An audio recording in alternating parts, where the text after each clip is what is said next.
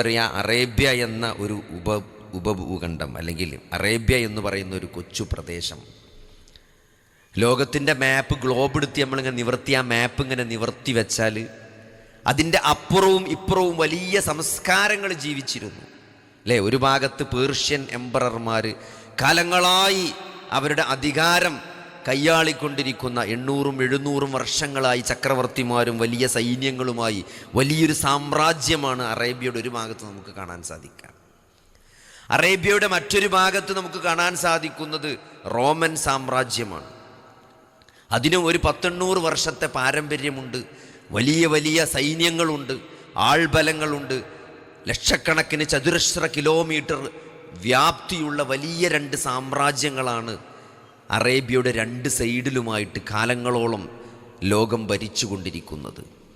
അവർക്കാർക്കും അറേബ്യയെ പരിചയമില്ല. കാരണം നമ്മൾ ഭൗതികമായ ഏതൊരു മാനദണ്ഡങ്ങൾ വെച്ച് പരിശോധിച്ചാലും ആ നാടിനൊരു പ്രസക്തിയുമില്ല.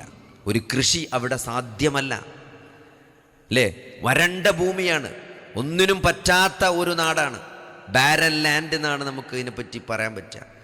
അതുകൊണ്ട് തന്നെ ഒരു സംസ്കാരം, ലോകത്തെ വ്യത്യസ്ത സംസ്കാരങ്ങൾ വളർന്നു വന്നത് എവിടെയാണെന്ന് നമ്മൾ പരിശോധിക്കുമ്പോൾ അതെല്ലാം വെള്ളമുള്ള ഇടത്താണ്. നൈലിൻ്റെ തീരത്ത്, സിന്ധിൻ്റെ തീരത്ത്, സിന്ധു നദീതട സംസ്കാരം, നൈൽ നദീതട സംസ്കാരം, ഇതൊക്കെ വെള്ളമില്ല സ്ഥലത്താണ് സംസ്കാരങ്ങൾ രൂപപ്പെട്ടിട്ടുള്ളത്.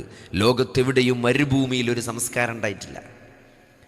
പക്ഷെ നമ്മൾ പരിശോധിക്കുമ്പോൾ എന്തുകൊണ്ടാണ് അറേബ്യയെ മാനദണ്ഡമാക്കിക്കൊണ്ട്, അറേബ്യയെ ബേസ് ചെയ്തുകൊണ്ട് ലോകത്തിലൊരു പുതിയ സംസ്കാരം കടന്നു വരികയും ആലോചിച്ച് 23 വർഷത്തെ ജീവിതം കൊണ്ട് 13 വർഷത്തെ മക്കാ കാലഘട്ടവും 10 വർഷത്തെ മദീന കാലഘട്ടത്തിലൂടെയും റസൂലുള്ളാഹി സ്വല്ലല്ലാഹു അലൈഹി വസല്ലമ ആ ജനങ്ങളിലേക്ക് പകർന്നു നൽകിയ ഒരു ജീവിതത്തിൻ്റെ കാഴ്ചപ്പാടുണ്ട്.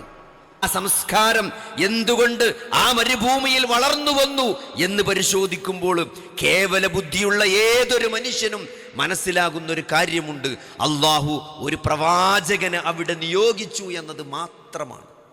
വേറെ ഒരു കാരണവും അവിടെ നമുക്ക് കണ്ടെത്താൻ സാധ്യമല്ല.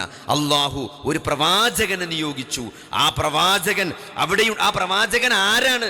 സത്യത്തിൽ അവിടെ ജനിച്ചു വളർന്ന, അവർക്കറിയാവുന്ന, അവർക്ക് കണ്ട് പരിചയമുള്ള, അവരിൽ നിന്നുള്ള ഒരു വ്യക്തിയെ അള്ളാഹു റസൂലായി, നബിയായി തെരഞ്ഞെടുത്തു എന്നതാണ് നമ്മളവിടെ പരിശോധിക്കുമ്പോൾ നമുക്ക് മനസ്സിലാകുന്നത്.